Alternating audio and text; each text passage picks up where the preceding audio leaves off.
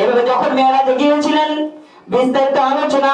মেরাজে যাওয়ার পরে আল্লাহ রাসূল যখন গিয়েছেন, যাওয়ার পরে আল্লাহ রাসূল সাল্লাল্লাহু আলাইহি ওয়াসাল্লাম বললেন, আত-তাহিয়াতু লিল্লাহি ওয়াস সালাওয়াতু ওয়াত তাইয়্যিবাত। হে আল্লাহ, আমি মেরাজে এসেছি, আমার দৈহিক যত ইবাদত আছে, আর্থিক যত ইবাদত আছে, জবান দ্বারা যত ইবাদত আছে, সকল ইবাদত একমাত্র আপনার জন্য আমি করতেছি, সকল ইবাদত আপনার জন্য উৎসর্গ করে দিলাম।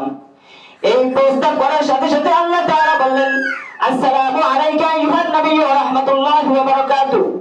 যে যত রহমত বরকত আছে সব কিছু আপনার জন্য আমি নাজিল করে দিলাম, আপনার উপর বর্ষণ হোক। যত রহমত আছে, বরকত আছে, সব কিছু আপনার জন্য নাজিল করে দিলাম, আপনার উপর উৎসর্গ হোক। আল্লাহ রাসূল বললেন, না না, হে আমার মালিক, আমি এটা মানতে চাই না। শুধু আমার জন্য রহমত কেন? শুধু আমি একমাত্র রহমতের ভাগীদার কেন হব? আমি এটা মানতে চাই না। এটা বলতে হবে, আসসালামু আলাইনা ওয়া আলা ইবাদিল্লাহিস সালিহিন। আমাদের সকলের উপর রহমত এবং বরকত বর্ষণ করো। আমাদের সকল, অর্থাৎ আমার সকল উম্মতকে নিয়ে আপনার রহমত নাজিল করতে হবে। শুধু নবীকে নিয়ে নাজিল, নবীকে নিয়ে রহমতের কথা বললেন, নবী প্রস্তাব গ্রহণ করেন নাই। তখন আল্লাহ রাসূল প্রস্তাব করলেন আমাদের সকলকে নিয়ে, সেখানে কি উম্মতের কথা বলে দেন নাই?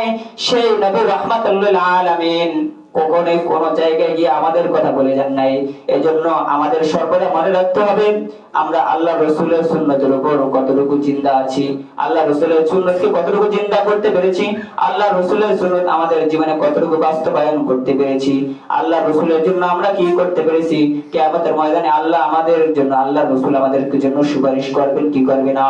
ওই দিন যদি আল্লাহ রাসূল আমাদের জন্য সুপারিশ না করেন, আমাদের কিয়ামতের ময়দানে জাহান্নাম ছাড়া ভিন্ন কোনো পথ থাকবে না।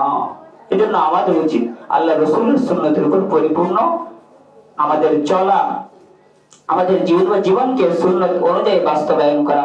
আল্লাহ পাক রব্বুল আলামিন আমাদেরকে আল্লাহ রাসূলের সুন্নত ও আদর্শ অনুযায়ী চলার তৌফিক দান করুন। আমিন ওয়া আখির দাওয়ানা।